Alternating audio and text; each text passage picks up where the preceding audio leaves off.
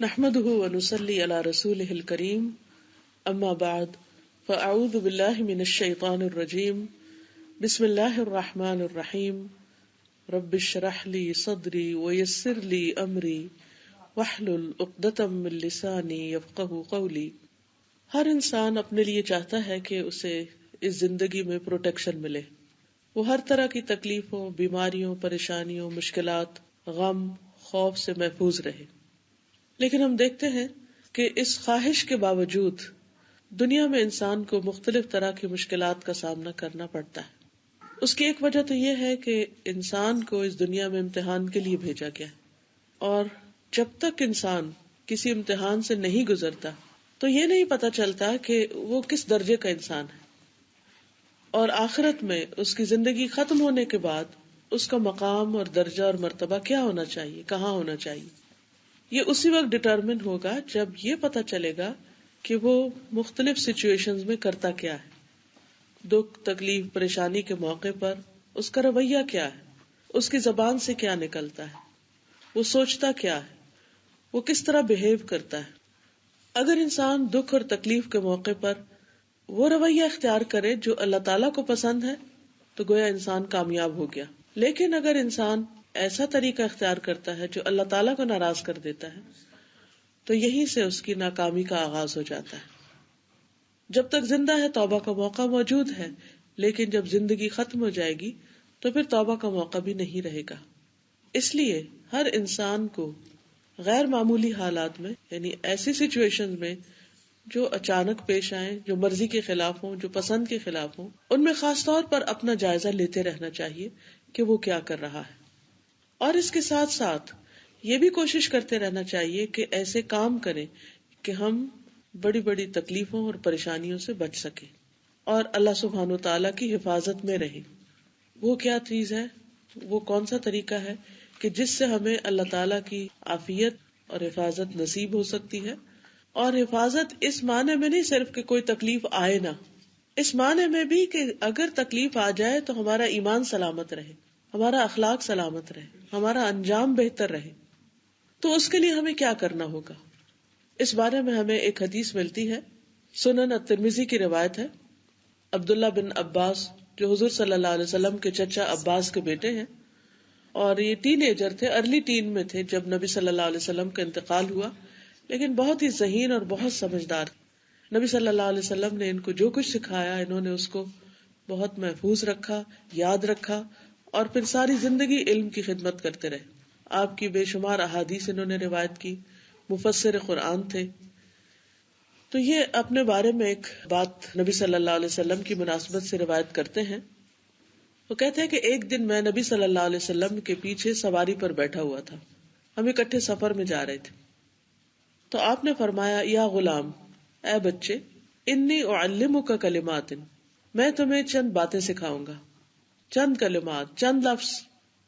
وہ کیا ہے؟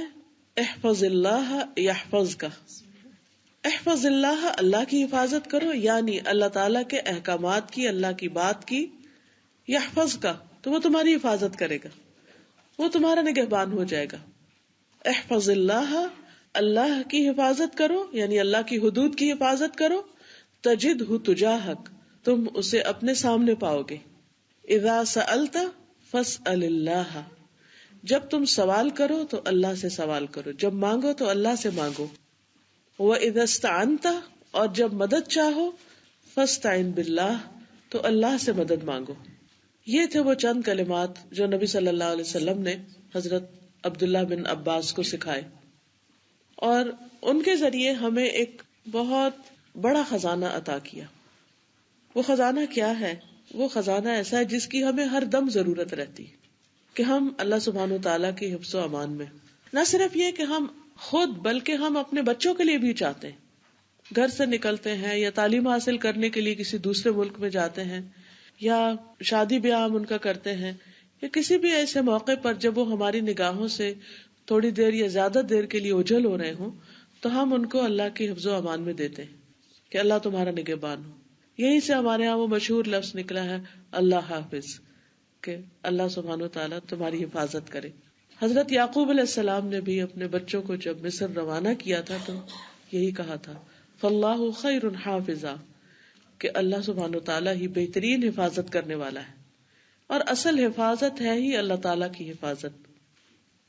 تو دوبارہ دہرائی دیتی ہوں کہ نبی صلی اللہ علیہ وسلم نے ان کو کیا فرمایا، اے لڑکے میں تمہیں چند کلمات کی تعلیم دیتا ہوں، اور وہ یہ ہیں کہ اللہ کی حدود کی حفاظت کرو، اللہ تعالیٰ تمہاری حفاظت کرے گا۔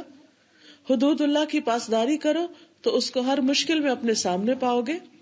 جب تم سوال کرو تو اللہ تعالیٰ سے سوال کرو، جب تم مدد طلب کرو تو صرف اللہ تعالیٰ سے مدد طلب کرو، کیونکہ اصل میں وہی کام آنے والا ہے، وہی مدد کے لائق ہے، اور وہی اس پر قادر ہے کہ وہ تمہاری مدد کرے۔ اب دیکھیے کہ دنیا میں رہتے ہوئے انسان اپنی دنیاوی مفادات کی حفاظت کس کس طرح کرتا ہے۔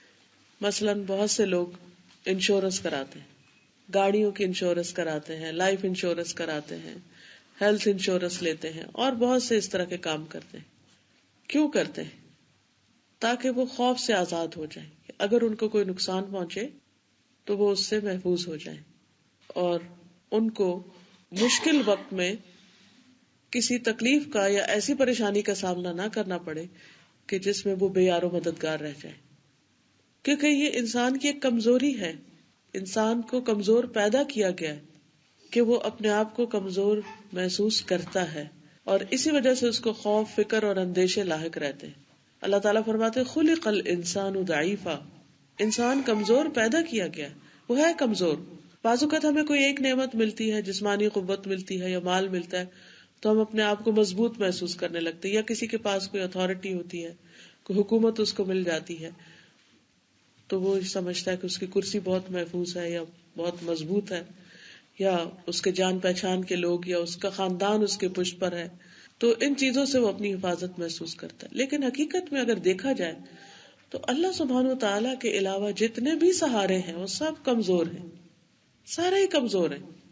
ایٹ ٹائمز انسان سب کچھ ہوتے ہوئے بھی بالکل تنہا رہ جاتا ہے، کوئی بھی اس کے کام نہیں آ سکتا۔ بیماری میں ڈاکٹرز کام نہیں آ پاتے، اسی طرح اچانک کسی مصیبت یا حادثے کے موقع پر بہت سی اور چیزیں انسان جن سے توقع رکھتا ہے کہ مدد کریں گے، مدد نہیں کرتے۔ اسی لیے انسان کبھی خوف اور غم سے نجات پا نہیں سکتا، اور ہر وقت اس کو ایک دھڑکا لگا رہتا ہے کہ پتہ نہیں کیا ہو جائے گا۔ کچھ لوگوں کو ویسے ہی ایک بیماری سی ہوتی ہے کہ وہ ہر وقت ایک خوف کا شکار رہتے ہیں کہ پتہ نہیں یہ چھت نہ گر پڑے، پتہ نہیں زلزلہ نہ آ جائے، پتہ نہیں کوئی حادثہ نہ ہو جائے، گھر سے نہیں نکل پاتے، گاڑی پر نہیں بیٹھ پاتے، کچھ لوگ لفٹ میں نہیں چڑھتے، وہ کہتے ہیں کہ کلاسٹروفوبک ہوتے ہیں، ان کو بند جگہوں سے گھبراہٹ ہوتی ہے، کچھ لوگ بلندی پر نہیں جا سکتے، کچھ لوگ اور کسی پریشانی کا شکار ہوتے ہیں، کوئی چھپکلی سے، چوہے سے، مینڈک سے، کاکروچ سے، چھوٹی چھوٹی چیزوں سے بے پناہ ڈرتے ہیں۔ یہ طبعی ڈر ہے، اس میں کوئی حرج نہیں ہے، ویری نیچرل۔ لیکن پھر بھی انسان کو اس زندگی کو انجوائے کرنے کے لیے اور ایک پروڈکٹیو لائف گزارنے کے لیے ان چیزوں کا چھوٹا موٹا خوف تو ٹھیک ہے، مگر اس درجے کا نہیں ہونا چاہیے کہ وہ انسان کے کام کے یا انسان کی پروڈکٹیو ہونے کے راستے میں رکاوٹ بن جائے۔ ایسا نہیں ہونا چاہیے کچھ بھی، کہ انسان انہی چیزوں کا شکار ہو کر کچھ کرنے کے قابل نہ رہے۔ مثلاً بزنس کرنا چاہتا ہے لیکن اتنے خوف کا شکار ہے کہ میرا تو پیسہ ہی ڈوب جائے گا، اس لیے وہ کوئی قدم نہیں اٹھاتا۔ سفر کرنا ہے اس کو، لیکن اتنے خوف کا شکار ہے کہ نہیں، میں اگر جہاز پہ بیٹھ گیا تو جہاز گر ہی جائے گا، اس لیے سفر کرنا چھوڑ دے۔ یا اور مختلف توہمات کا جب شکار ہو تو انسان قدم نہ اٹھا سکے، آگے نہ بڑھ سکے۔ تو ان چیزوں سے نکلنے کے لیے مضبوط قوت ارادی چاہیے، اور وہ کب آئے گی؟ جب انسان کو یہ یقین ہوگا کہ میرا رب میرے ساتھ ہے، اللہ پر توکل ہوگا، بھروسہ ہوگا، یقین ہوگا، اعتماد ہوگا کہ میرے ساتھ وہ ذات ہے کہ جس کو تھامنے کے بعد پھر انسان کی زندگی میں کوئی کمی نہیں رہتی۔ وہ ایسے سہارے کو تھامتا ہے کہ جو کبھی بھی ختم نہیں ہوگا۔ وَمَن يَكْفُرْ بِالطَّاغُوتِ وَيُؤْمِن بِاللَّهِ فَقَدِ اسْتَمْسَكَ بِالْعُرْوَةِ الْوُثْقَىٰ لَا انفصام لَهَا۔ وہ ایسے کڑے کو تھام لیتا ہے کہ جس کو ٹوٹنا ہے ہی نہیں، باقی سارے سہارے کچے۔ اور اللہ سبحانہ وتعالیٰ قرآن مجید میں ہمیں بتاتے بھی ہیں کہ اللہ سبحانہ وتعالیٰ کے علاوہ لوگ جس کسی اور کو پکارتے ہیں ان کی مثال ایسی ہے کہ جیسے عنکبوت، کہ وہ ایسا گھر بناتی جو سب سے کمزور گھر ہے. تو اللہ تعالیٰ کے علاوہ جن جن چیزوں کا ہم سہارا لیتے ہیں وہ سارے ہی سہارے کمزور اور کچے ہیں. یہی وجہ ہے کہ جب ہم کمزور سہاروں پر اعتماد کرتے ہیں تو ہم پریشانیوں سے اور اس قسم کے خوف سے نکل ہی نہیں سکتے.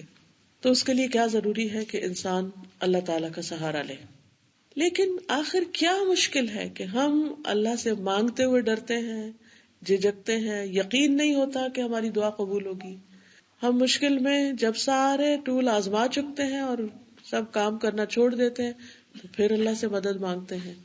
حالانکہ اللہ سبحانہ و تعالیٰ سے مدد تو سب سے پہلے مانگی جانی چاہیے، آغاز وہاں سے ہونا چاہیے. لیکن کیا وجہ ہے، وہ کیا دل کا چور ہے کہ جو ہمیں اللہ تعالیٰ پر پوری طرح یقین اور توکل کرنے نہیں دیتا؟ تو اس کی بنیادی وجہ اپنے ہی گناہ ہے، اپنے ہی قصور ہے، ایمان کی کمزوری ہے، اللہ سبحانہ تعالیٰ کی معرفت کا نہ ہونا ہے، اس کی پہچان نہیں ہے، اور گناہوں کا ایسا بوجھ ہے، ایسا وزر ہے دل پر کہ جس کی وجہ سے انسان اللہ تعالیٰ کی طرف قدم اٹھانا بھی چاہتا ہے تو اٹھا نہیں پاتا. اور پھر سب سے بڑھ کر یہ کہ شیطان اس کو آگے نہیں جانے دیتا، وہ اس کے دل میں وسوسے ڈالتا ہے، وہ خوف پیدا کرتا ہے اور بار بار اس کے دل میں یہ بات ڈالتا ہے تمہاری دعا نہیں قبول ہونی، مانگ لو ویسے ہونا کچھ نہیں. تو جب اس کے اندر کا یقین ہی نہیں ہوتا، وہ پہلے سے ہی ایک بد اعتمادی کا شکار ہے، اس کے اپنے اندر ہی کنوکشن نہیں، تو پھر اس کی دعا کہاں سے سنی جائے گی، کیسے قبولیت کا درجہ پائے گی؟ تو بہت ضروری ہے کہ ہم اپنے اس خوف کو نکالیں. اور اس خوف کو نکالنے کے لیے کیا ضروری ہے کہ انسان نمبر 1 احفظ اللہ، اللہ کی حدود کی حفاظت کرے. حد الوسع، جن جن چیزوں کا اللہ سبحانہ و تعالیٰ نے ہمیں حکم دیا ہے، جو ہمارے لیے باؤنڈریز رکھی ہیں کہ بس یہاں تک تم جا سکتے، اس سے آگے نہیں جا سکتے، بس ان باؤنڈریز پر رک جائیں، ان کو کراس نہیں کریں، اللہ تعالیٰ کو ناراض نہیں کریں. لیکن ہم سب انسان کمزور ہیں، بعض اوقات ہمیں باؤنڈری نظر ہی نہیں آتی. عام طور پر گرنے کی وجہ کیا ہوتی، ہمیں آگے کی وہ پتہ ہی نہیں چلتا کہ سٹیپ اوپر ہے یا سٹیپ نیچے، تو ہم اچانک پاؤں رکھتے ہیں ایسی جگہ پر کہ جہاں نہیں رکھنا چاہیے، تو ٹھوکر لگ جاتی ہے اور گر پڑتے ہیں. بہت سے لوگ جو فریکچر کر لیتے ہیں اس کی کیا وجہ ہوتی ہے، وہ جان کے پھسلے ہوتے ہیں یا جان بوجھ کے انہوں نے کہیں ٹھوکر ماری ہوتی؟ نہیں، وہ ہو جاتا ہے، بائی چانس ہو جاتا ہے. اسی طرح ہم سب سے دن رات غلطیاں ہو جاتی، ہمیں پتا ہوتا ہے یہ ہماری لمٹ ہے، لیکن ہم اس سے آگے نکل جاتے، چاہے ہماری بولنے کی بات ہو، گفتگو میں بھی ہم، اسی طرح باقی چیزوں میں بھی. تو ہم انسان ہیں، ہم کمزور ہیں، ہم سے غلطیاں ہوں گی، پرشور ہوں گی. تو اس بات کو مان لینا کہ میں خطا کا پتلا ہوں، یہ اللہ تعالیٰ کو پسند ہے. یعنی پہلے تو ہم حفاظت کریں، احتیاط برتیں، نیت رکھیں، ارادہ رکھیں کہ ہم اللہ تعالیٰ کی اطاعت اور مرضی کے مطابق زندگی بسر کریں گے. لیکن اگر اس کے باوجود نہ ہو سکے، جو کہ نہیں ہو سکے گا، تو پھر دن رات اپنی غلطیوں کا اعتراف کر کے توبہ کرتے رہیں. ہاں، توبہ کرتے وقت مایوسی سے بچے، نا امید نہیں ہو، کیونکہ اللہ تعالیٰ کا وعدہ ہے کہ ان اللہ یغفر الذنوب جميعا، کہ اللہ سبحانہ و تعالیٰ سارے گناہ معاف کر سکتا ہے، اس کے لیے کچھ بھی مشکل نہیں. اور جب کبھی شیطان یہ وسوسہ ڈالے کہ تمہاری معافی نہیں ہوگی، تو فوراً وہ واقعہ یاد کیا کرے جس میں 99 قتل کرنے والے کو معاف کر دیا گیا تھا. تو انسان یہی کہے کہ یا رب، تو وہی رب ہے جس نے اس کو معاف کیا تھا، تو مجھے بھی معاف کر دے. میرے قصور بہت زیادہ ہے، میری غلطیاں بہت ہیں، اور میں اس کو مانتا ہوں، میں اعتراف کرتا ہوں، میں کمزور انسان ہوں، میں چاہنے کے باوجود بھی تیری اطاعت کا حق ادا نہیں کرتا، کر نہیں سکتا، اور چاہنے کے باوجود بھی غلطی سے بچ نہیں سکتا. تو ہمیشہ امید سے رہیں، ہوپ فل رہیں کہ میں ایسے رب کو جانتا ہوں جو بخشنے والا ہے، جو مہربان ہے. تو اس لیے احفظ اللہ یحفظ کا، تم اللہ کی حدود کی حفاظت کرو، تم ان حدود کو پہچانو، جانو کہ میری لمٹس کیا ہے. ایک بندہ ہونے کی حیثیت سے مجھے کیا کرنا چاہیے، کیا نہیں کرنا چاہیے، پھر ان کی پابندی کرنے کی کوشش کرو. اور اگر پھسل جاؤ تو فوراً اٹھ کھڑے ہو، فوراً ہی توبہ کی طرف آ جاؤ، فوراً ہی رجوع کر لو. تو فائدہ کیا ہوگا یحفظ کا، وہ تیری حفاظت کرتا رہے گا، تیرے دین کی، ایمان کی، زندگی کی، صحت کی، مال و دولت کی، بچوں کی، ہر اس چیز کی جس کے ضائع ہونے کا تمہیں خوف ہے، وہ حفاظت کرے گا. اور جو اللہ کی حفاظت میں ہو اس کو کوئی نقصان نہیں دے سکتا. اور پھر آپ دیکھیے کہ قرآن مجید میں اللہ تعالیٰ کا وعدہ ہے، هذا ما توعدون لكل اواب حفیظ من خشی الرحمن بالغیب وجاء بقلب منیب. یہ ہے جس کا تم سے وعدہ کیا جاتا تھا ہر اس شخص کے لیے جو بہت رجوع کرنے والا، خوب حفاظت کرنے والا ہو، جو رحمان سے بن دیکھے ڈرتا ہو اور رجوع کرنے والا دل لے کر آیا ہو. تو آخرت میں اچھے گھر کی گارنٹی اور ضمانت کس کے لیے ہے؟ جس کے اندر یہ صفات ہیں. کون سی؟ اواب اور حفیظ ہونے کی. اواب کیا ہے؟ بار بار پلٹنا، گر گئے اٹھ کھڑے ہوں، پھسل گئے سنبھل جائے، غلطی ہو گئی پھر لوٹ آئے، معافی مانگ لے. تو اواب وہ ہوتا ہے جو بہت کثرت کے ساتھ بہت زیادہ اللہ تعالی کی طرف رجوع کرنے والا، بہت زیادہ پلٹنے والا. اور حفیظ وہ جو خوب حفاظت کرنے والا.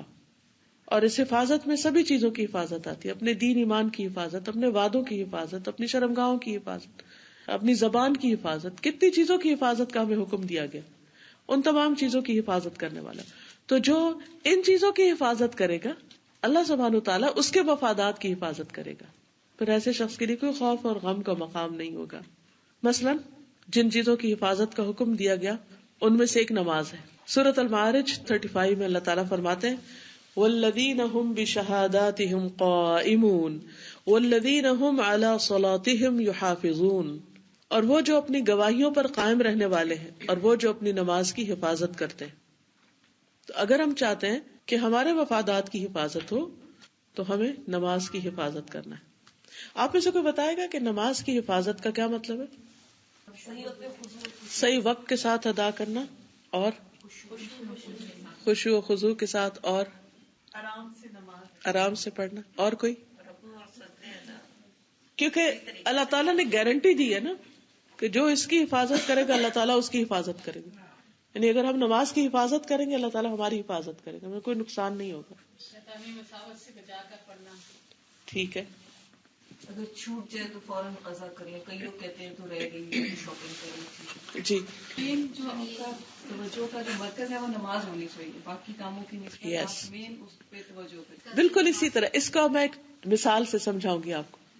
کیا آپ اپنے نیو بورن بیبی کی حفاظت کرتے ہیں؟ بچہ چھوٹا جب پیدا ہوتا ہے وہ اپنے آپ کو خود نہیں سنبھال سکتا، تو ہم کیسے کرتے ہیں؟ کتنی دیر کے لیے کرتے ہیں؟ 24 آورز ہر وقت کر رہے ہوتے ہیں کہ ہے میرا بچہ، ہے میرا بچہ، ہے میرا بچہ. بلی بولے تو ہم سوچتے ہیں کہ شاید بچہ رو پڑا ہے. سارا وقت دھیان ماں کا کس طرف لگا رہتا ہے؟ بچے کی طرف. کہیں بھی ہو، ہے اس کو بھوک لگی ہوگی، ہے زیادہ سو گیا، ہے اب سویا نہیں ہے، اب ایسا ہو گیا ویسا ہو گیا. اب آپ دیکھیے کہ نماز کی حفاظت اس بچے سے بھی زیادہ، جیسے انہوں نے کہا نا سارا وقت دھیان کس میں رہے؟ نماز میں. دھیان کا مطلب کیا ہے؟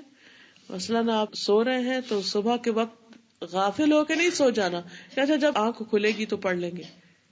نہیں، رات سونے سے پہلے ہی نہیں، مجھے لیٹ نہیں سونا کیونکہ صبح اٹھنا مشکل ہوگا. یہ حفاظت میں آ گیا. ظہر کا وقت ہے، کہیں جا رہے ہیں آپ تو آپ کیلکولیٹ کریں گے.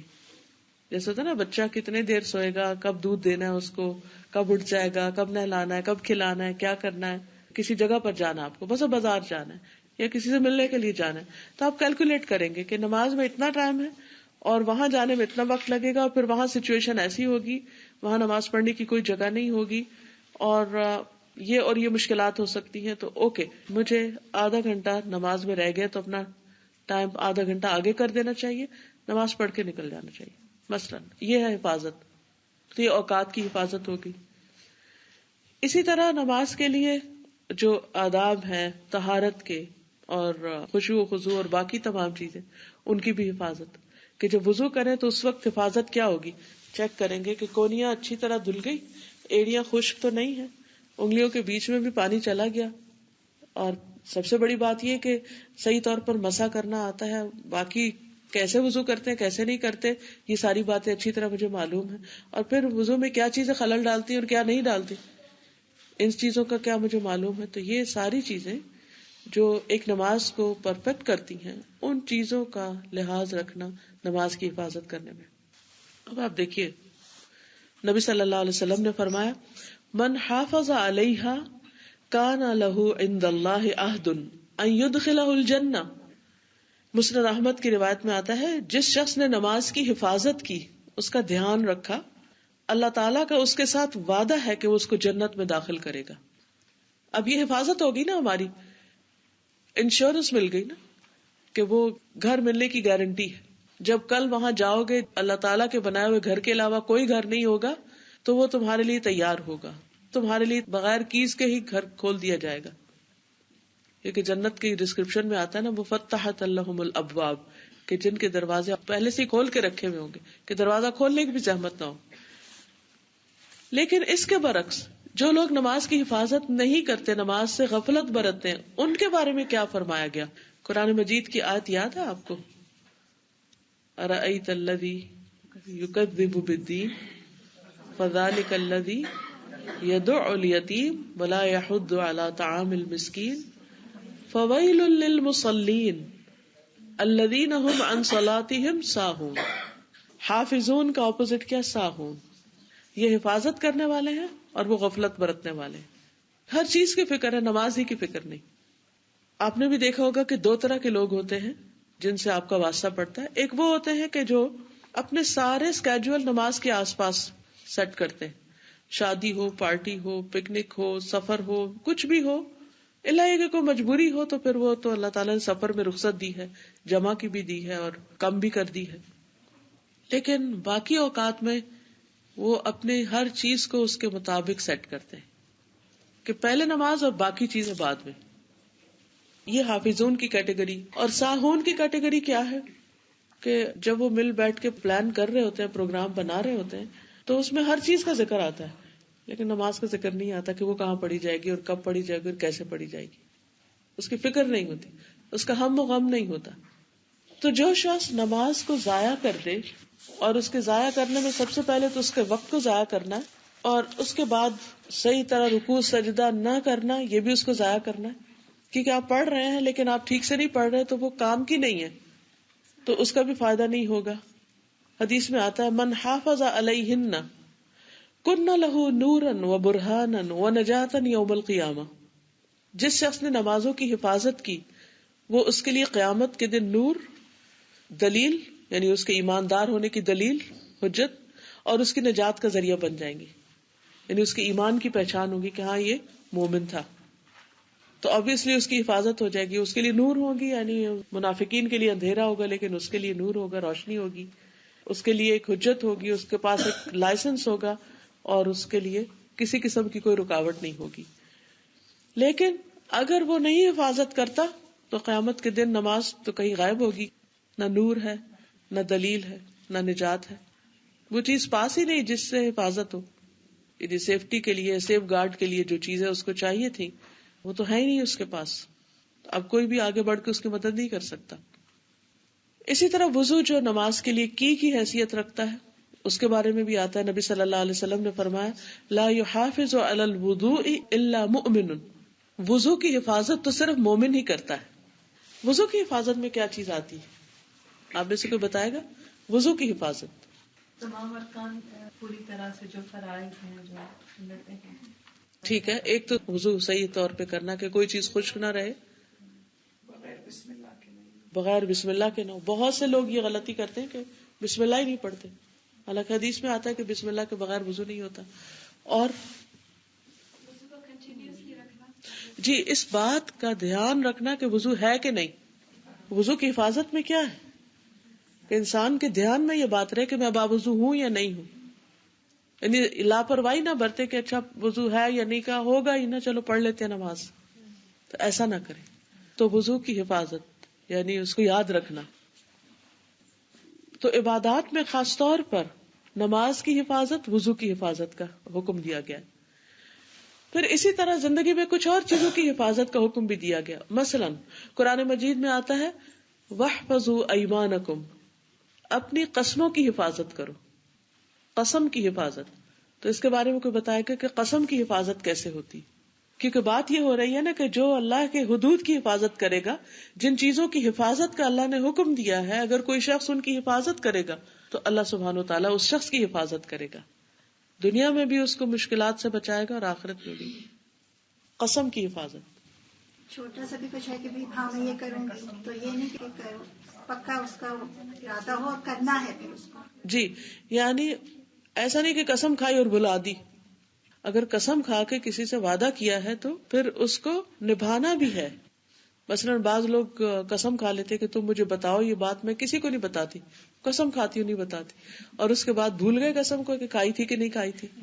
قسم کھانی کم چاہیے نا. جی بالکل. تو اول تو کھانی ہی نہیں چاہیے، لیکن بعض اوقات اگر مجبوری میں کہیں کھانی پڑی گئی تو پھر اس کو تو لکھ کر ہی رکھا جائے، کہ ریکارڈ رکھا جائے کہ یہ بات تو کہیں کرنی ہی نہیں، اور بات بات پر قسم کھانی ہی نہیں چاہیے. پھر اسی طرح یہ ہے کہ یہ تو باہمی انسانی معاملات کے بارے میں جو حفاظت ہے، جیسے اوفو بالعقود، اپنے عہد پورے کرو، وعدے پورے کرو، قسموں کی حفاظت کرو. اسی طرح انسانی اعضاء کی حفاظت، یعنی اپنے جسم کے اعضاء کی حفاظت، اس میں بھی کئی چیزیں آتی. مثال کے طور پر سر کی حفاظت، پیٹ کی حفاظت. اس کے بارے میں حدیث میں آتا ہے، نبی صلی اللہ علیہ وسلم نے فرمایا کہ اللہ تعالیٰ سے اس طرح حیا کرو جیسے حیا کرنے کا حق ہے.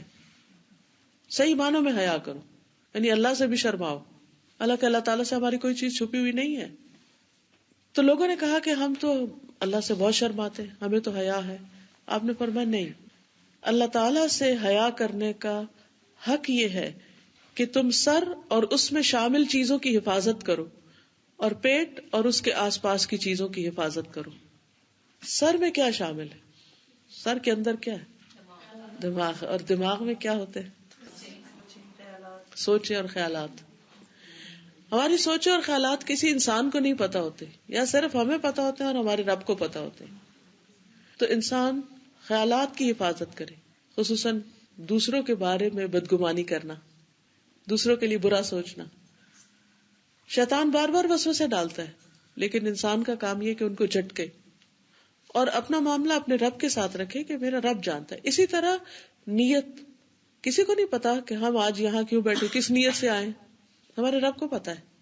تو جو سر میں اس کی حفاظت کہ شیطان اچک نہ لے.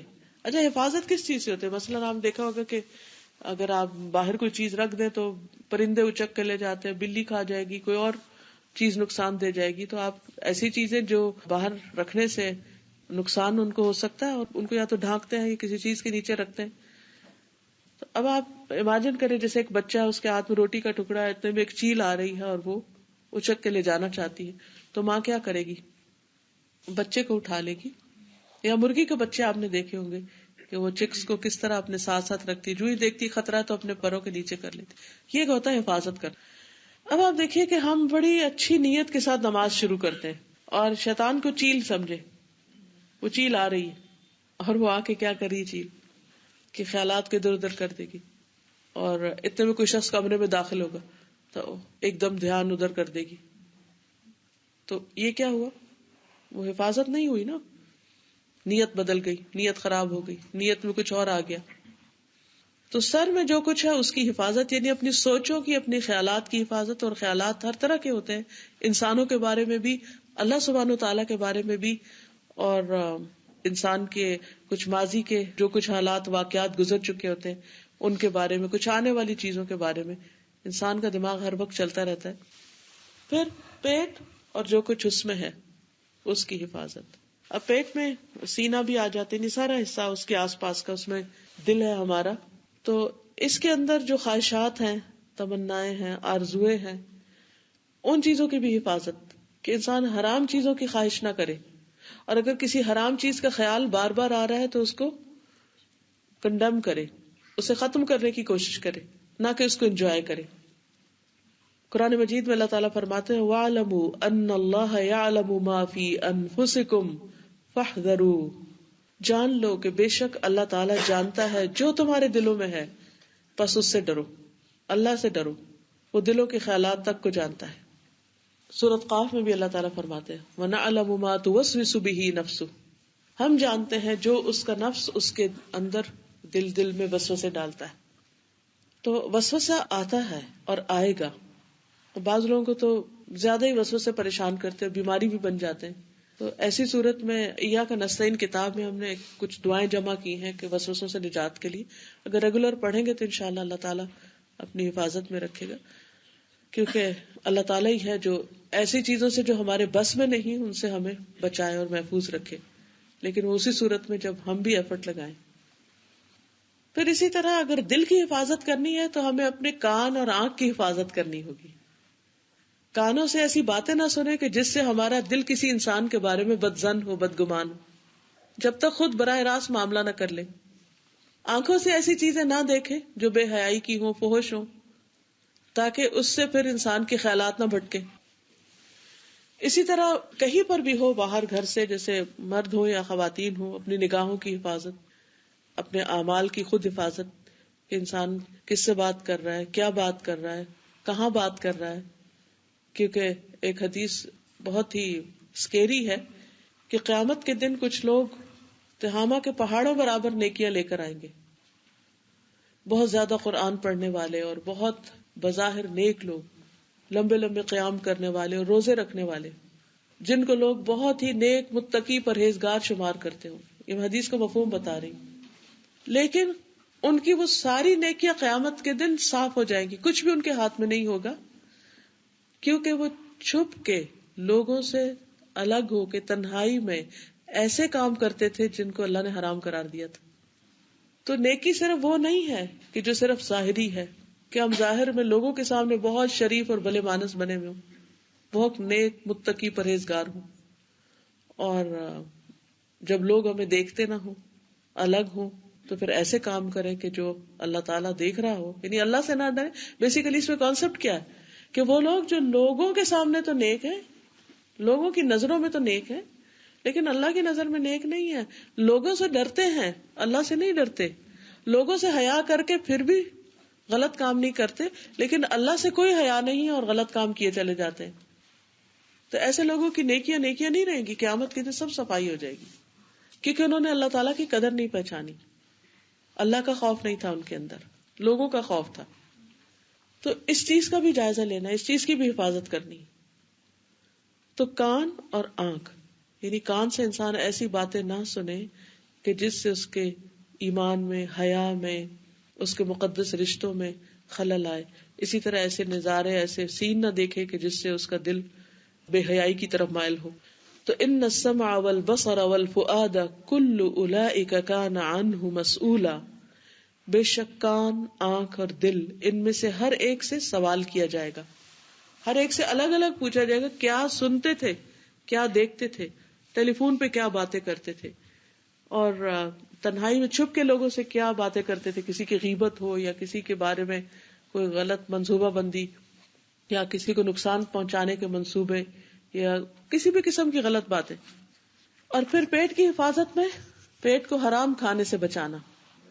اور اسی طرح نبی صلی اللہ علیہ وسلم نے فرمایا، جس شخص نے اپنے جبڑوں کے درمیان کی چیز یعنی زبان کی حفاظت کی اور اپنے ٹانگوں کے درمیان کی چیز یعنی شرمگاہ کی حفاظت کی، وہ جنت میں جائے گا. تو اس کے لیے بھی گارنٹی ہو گئی کہ اگر تم ان اعضاء کی حفاظت کرو گے تو تمہارے لیے جنت کا وعدہ ہے. پھر اسی طرح اللہ تعالیٰ نے واضح طور پر مومن مردوں سے کہا، وَقُلْ لِلْمُؤْمِنِينَ يَغُضُّوا مِنْ أَبْصَارِهِمْ وَيَحْفَظُوا فُرُوجَهُمْ، آپ مومن مردوں سے کہہ دیجئے کہ اپنی نگاہوں کی حفاظت کریں اور اپنی شرمگاہوں کی حفاظت کریں. اپنی نگاہیں نیچی رکھیں، شرمگاہوں کی حفاظت کریں.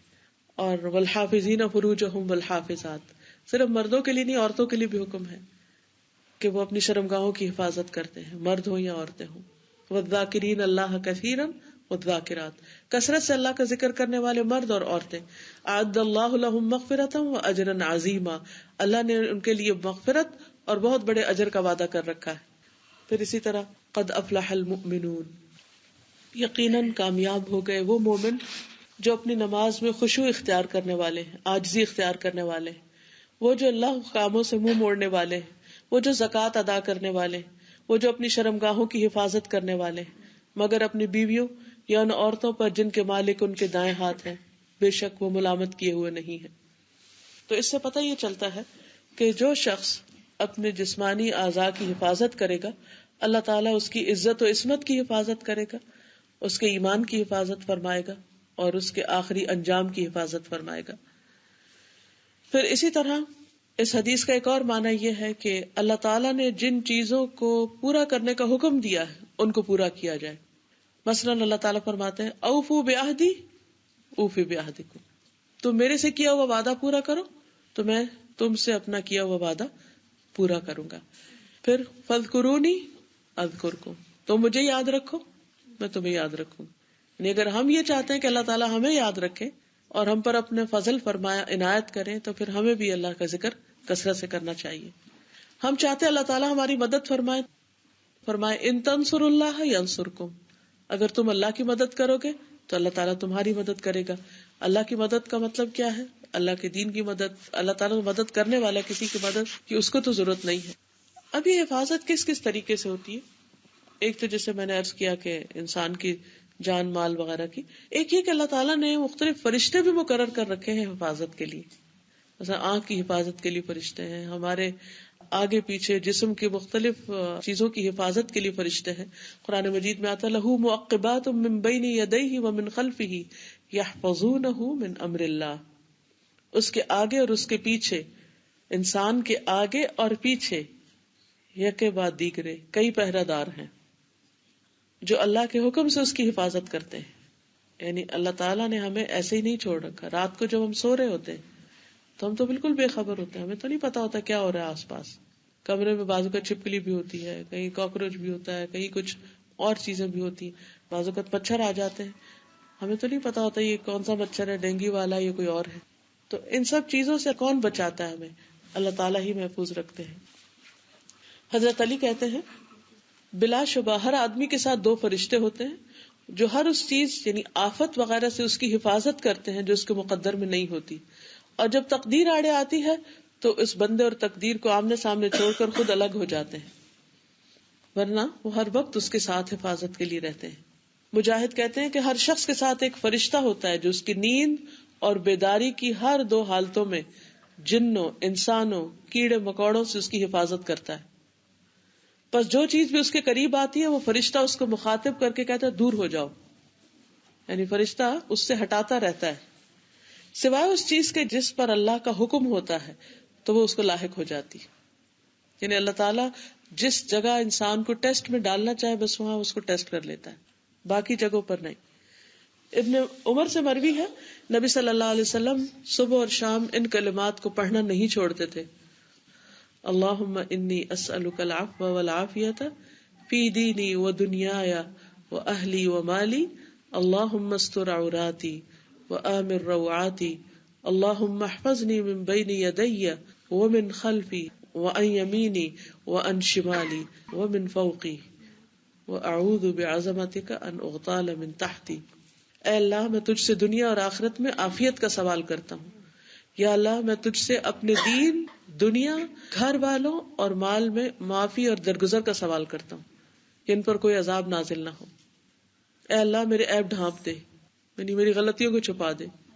مجھے خوف سے محفوظ رکھ اور میرے سامنے اور پیچھے، دائیں اور بائیں اور میرے اوپر سے میری حفاظت فرما. اور میں تیری عظمت کے ساتھ پناہ مانگتا ہوں اس بات سے کہ میں نیچے سے ہلاک کیا جاؤں. ظاہر زمین ایک آگ کا گولا ہے جس پر ہم بیٹھے ہوئے، کسی وقت بھی پھٹ جائے تو سب کے سب اندر چلے جائیں. یہ اللہ کی رحمت ہے جو انسان کو ہر وقت محفوظ رکھتی ہے ان ساری آفتوں سے. پھر اسی طرح یہ بھی یاد رہے کہ جو انسان بچپن اور جوانی میں اپنے اعضاء کو اللہ کی نافرمانی سے بچاتا ہے تو بڑھاپے میں اللہ سبحانہ وتعالیٰ اس کے ان اعضاء کو سلامت رکھتے ہیں. ایک واقعہ بیان کیا جاتا ہے کہ ایک عالم دین تھے جن کی عمر تقریباً 100 سال ہو گئی، لیکن وہ ابھی تک ہوش و حواس میں تھے، یعنی ان کو حافظہ، ان کی باقی چیزیں جو تھی وہ محفوظ تھی.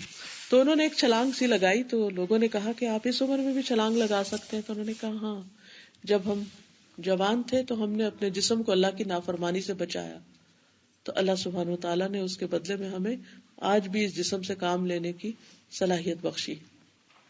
پھر اسی طرح آپ دیکھیے کہ انسان کے مال جان کی حفاظت اس کے مرنے کے بعد بھی ہوتی ہے اگر وہ دنیا میں نیکی کے کام کرتا ہے. سورۃ کہف آپ سب پڑھتے ہوں گے. اس میں ان 2 یتیم بچوں کا واقعہ آتا ہے کہ جن کی دیوار کو خضر علیہ السلام نے بنایا تھا. حالانکہ اس بستی کے لوگوں نے موسیٰ اور خضر علیہ السلام کو کھانا کھلانے سے انکار کر دیا تھا. تو موسیٰ علیہ السلام بہت حیران ہوئے اور کہا کہ ان لوگوں نے تو کھانا بھی نہیں کھلایا ہمیں اور آپ ان کی گری ہوئی دیوار بنا رہے. تو اس وقت انہوں نے کیا کہا؟ کانا ابوہما صالحا، کہ ان کا باپ نیک آدمی تھا. فاراد ربک ان یبلغا اشدہما ویستخرجا کنزہما، تو تمہارے رب نے کیا چاہا کہ یہ دونوں بچے بلوغت کی عمر کو پہنچے اور خود اپنا خزانہ نکالنے کے قابل ہوں، اور اس دیوار کے نیچے ان کا خزانہ دفن تھا. تو کہاں موسیٰ علیہ السلام نے ایسا جواب دیا جو اللہ تعالیٰ کو پسند نہیں آیا، کہاں انہوں نے مزید سیکھنے کی خواہش ظاہر کی، کہاں خضر علیہ السلام آئے، کہاں وہ دونوں کشتی پر بیٹھ کر گئے، ان کی تلاش میں کتنا سفر کیا، پھر وہ ان کے ساتھ کشتی پر روانہ ہوئے، پھر مختلف جگہ پر مختلف جو واقعات پیش آئے. پوری اگر آپ اس ٹائم لائن کو دیکھیں تو کہاں جا کر وہ دیوار جا کے بنا رہے ہیں، قصہ کہاں سے شروع ہوا اور دیوار کہاں جا کے بن رہی ہے، کون حفاظت کر رہا ہے اس دیوار کی اور اس خزانے کی. جس کا وہ خزانہ تھا اور جن کے لیے وہ چھوڑ کے چلا گیا دنیا میں، وہ تو خود فوت ہو چکا، وہ تو کچھ بھی نہیں کر سکتا. حفاظت کون کر رہا ہے؟ اگر ہم چاہتے ہیں ہمارے بچوں کی حفاظت ہو جب ہم زندہ ہیں، جب ہم فوت ہو جائیں، ان کے ایمان کی حفاظت ہو، ان کے مال کی حفاظت ہو، ان کی جان کی، ان کی اولاد کی، کیونکہ انسان اپنے بعد سب سے زیادہ اپنے بال بچوں کی فکر کر رہا ہوتا ہے. قدرتی بات ہے، ہر ایک کے اندر یہ چیز ہے، اللہ نے رکھی، وہ بھی ان کو پروٹیکٹ کرنے کے لیے ہمارے اندر رکھ دی کہ ہم ان کے مفادات کی حفاظت کریں، اس کے لیے فکر مند ہوں. دنیا کے اسپتالوں میں کتنے ہی بچے بیمار ہوں گے، لیکن ہمیں کبھی خیال آیا کہ ہم ان کے لیے دعا کریں؟ اگر ایک دن ہمارے بچے کے سر میں درد ہو جائے تو ہمارا کیا حال ہوتا ہے؟ ہمارے ساتھ اپنے درد شروع ہو جاتی. تو یہ اللہ نے ہمارے اندر محبت رکھی ہے بچوں کی. تو انسان کیا چاہتا ہے کہ ان بچوں کے دین ایمان کی ہر چیز کی حفاظت رہے. اس کے لیے ایک تو ہم یہ کرتے ہیں کہ دنیا میں ہم مختلف طریقے اختیار کرتے رہتے ہیں کہ ان کو فائنینشلی پروٹیکٹ کریں، ان کو فزیکلی اسٹرانگ بنائیں، ان کو اپنے پاؤں پہ کھڑا کریں. ٹھیک ہے، یہ سب کچھ کرنا چاہیے اپنے طور پر جو انسان کر سکتا ہے، لیکن ہم کب تک ان کی حفاظت کریں گے، خصوصاً اگر بچے چھوٹے اور والدین فوت ہو جائیں. ہاں ایک طریقہ ہے اور وہ یہ کہ آپ اپنی زندگی میں اللہ کو راضی کریں. اللہ تعالیٰ نہ صرف یہ کہ آپ کے مستقبل کی حفاظت کرے گا بلکہ آپ کے بچوں کے بھی مستقبل کی. کہ اس میں ہول سول ریزن بس 2 لفظوں میں بتا دی گئی، کانا ابوہما صالحا، باپ بڑا نیک تھا. تو اللہ نے چاہا کہ بچے جو ہیں وہ سفر نہ کریں. تو اسے یہ بھی پتہ چلتا ہے کہ والدین کی نیکی اولاد کو کہیں نہ کہیں فائدہ دیتی. پھر اسی طرح نبی صلی اللہ علیہ وسلم کے غلام تھے سفینہ. ایک دفعہ وہ قافلے سے جدا ہو گئے اور آگے دیکھا تو شیر. اب شیر انسان کو دیکھ کے کیا کرتا ہے؟ کھا ہی جاتا ہے. لیکن ہوا یہ کہ شیر نے ان کو کچھ نہیں کیا اور ان کے آگے آگے چلنے لگا، گویا کہ میں آپ کو راستہ بتاتا ہوں. اور جب وہ قافلے کے قریب پہنچ گئے تو شیر نے اپنا راستہ بدل دیا گرج کے، اور سفینہ جو تھے وہ جا کے قافلے سے واپس مل گئے. کیا چیز تھی یہ؟ اللہ کی حدود کی حفاظت. تو اللہ تعالیٰ شیروں کے منہ سے بھی حفاظت کروا دیتا ہے. پھر اسی طرح یہ ہے کہ رات کو سوتے وقت کی جو دعائیں ہیں ان میں بھی بہت خوبصورت دعائیں ہیں 2-3. اس میں ایک دعا آتی ہے نا، وَإِن قَبَضْتَ نَفْسِي فَارْحَمْهَا وَإِنْ أَرْسَلْتَهَا فَاحْفَظْهَا بِمَا تَحْفَظُ بِهِ عِبَادَكَ الصَّالِحِينَ، کہ اگر تو سوتے وقت میری روح قبض کر لے، یعنی مجھے فوت کر دے، کیونکہ بعض لوگ سوتے ہوئے نہیں دوبارہ اٹھتے، تو اس کی حفاظت کرنا. اور اگر تو مجھے نیند سے اٹھا کر میری روح کو واپس چھوڑ دے تو بھی اس کی حفاظت کرنا، جس سے تو اپنے نیک بندوں کی حفاظت کرتے. یعنی دونوں حالتوں میں میں اپنے آپ کو تیرے سپرد کر رہا ہوں. ایک اور دعا جو بہت ہی خوبصورت ہے، آپ آزما کے اس کو دیکھیے، میں نے اسے بہت مفید پایا. ہوتا یہ کہ جب ہم سونے لگتے ہیں تو ہمارے دل میں طرح طرح کے وسوسے آنے لگتے ہیں، فلاں کام کا کیا ہوگا، فلاں. خاص طور پر آپ دیکھیے اگر آپ نے صبح ٹریول کرنا ہو، یا آپ کا ایگزام ہو، یا آپ کے گھر میں مہمان آنے ہو، تو کیا ہوتا ہے؟ ساری رات آپ پہلے سے سفر شروع کر دیتے ہیں. اور جس دن مجھے یہاں آنا تھا تو میں دیکھ رہی تھی کہ سارے لوگ جہاز میں چلے گئے ہیں اور ابھی ہم نہیں گئے، اور ہر ایک کو اس قسم کے خواب آتے ہیں. پھر اسی طرح اگر ایگزام ہو تو آپ ساری رات پرچہ حل کرتے رہتے ہیں. کسی نے آنا ہو تو آپ گھر ہی صاف کر رہے ہوتے ہیں خواب میں بھی. قدرتی سی بات ہے. بچوں کی شادی ہو، کوئی رشتے کا معاملہ ہو، تو ہم سو رہے ہوتے ہیں لیکن دماغ ہمارا نہیں سوتا. مسلسل گھوم رہا ہوتا ہے خیالوں میں. اس کے لیے اتنی بہترین دعا ہے جو سوتے وقت کی دعاؤں میں سے اگر آپ توجہ کے ساتھ اس کو پڑھیں تو 2 فائدے ہوں گے. ایک تو یہ کہ بڑی پرسکون نیند سوئیں گے. دوسرے یہ کہ آپ انشاءاللہ اس معاملے کو جب اللہ کے سپرد کر دیں گے تو اللہ تعالیٰ اس کی ٹیک کیئر کرے گا. اور وہ دعا ہے اللہم انی اسلمت نفسی الیک. اے اللہ میں نے اپنا نفس تیرے سپرد کر دیا، تیری حفاظت میں دے دیا. ووجہت وجہی الیک، اور میں نے اپنا چہرہ آپ کی طرف متوجہ کر لیا. وفوضت امری الیک، اور میں نے اپنا معاملہ تیرے سپرد کر دیا. یہ ایگزام ہے یا سفر ہے یا شادی ہے یا کچھ بھی ہے، سب تیرے حوالے، تو بس اس کو ٹھیک کر دے. اور اس جگہ پر آ کر وفوضت امری الیک پوری طرح توجہ سے آپ جو بھی آپ کے دل پر بوجھ ہے، پریشانی ہے، فکر ہے، اس سارے کو اللہ کے حوالے کر دے. وَأَلْجَأْتُ ظَهْرِي إِلَيْكَ رَغْبَةً وَرَهْبَةً إِلَيْكَ، اور میں نے اپنی کمر تیری طرف متوجہ کر لی، یعنی تیری پناہ میں دے دی، ڈرتے ہوئے بھی اور رغبت کے ساتھ بھی اور خوف کے ساتھ بھی. لا ملجا ولا منجا منک الا الیک، تیرے سوا کوئی پناہ کی جگہ نہیں، کوئی ٹھکانہ نہیں مگر تیری ہی طرف.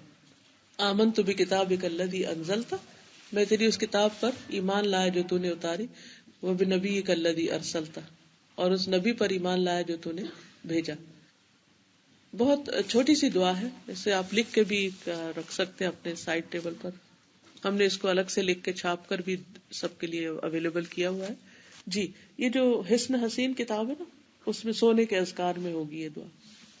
تو اس قدر سکون دینے والی، اس قدر بے فکر کر دینے والی، بے خوف کر دینے والی دعا ہے.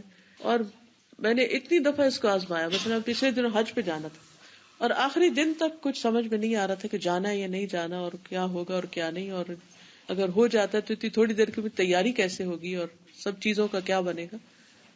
تو مجھے جس وقت خیال آتا، اور پھر یہ کہ جانے کے بعد کی فکر مجھے الگ آتی. ایک تو یہ تھی جانے کی، اور جانے حج ہوگا کیسے، کیونکہ حج تو حج ہے. تو مجھے یہ ہوتا تھا کہ یا رب العالمین آسانیاں کر دینا اور سارے ارکان جو ہے وہ صحیح طور پر ادا ہوں. تو میں یہی دعا پڑھتی، وفوضت امری الیک. مجھے نہیں پتا، میرے بس میں کچھ نہیں، سارا معاملہ تیرے حوالے، تو کر سکتا، میں نہیں کر سکتی. تو اس سے ہونا تو وہ ہے جو اللہ کو منظور ہو، لیکن وہ جو ایک سکون کی کیفیت ہے وہ بے بہا ہو جاتی. یعنی ایسی خوشی، ایسا اطمینان، ایسی راحت کہ جس کا انسان تصور ہی نہیں کر سکتا. لگتا اب نہ کوئی خوف ہے، نہ کوئی غم ہے، نہ کوئی فکر ہے، نہ پریشانی. ہمارے ہاتھ میں کیا ہے، ہم کیا کر سکتے ہیں؟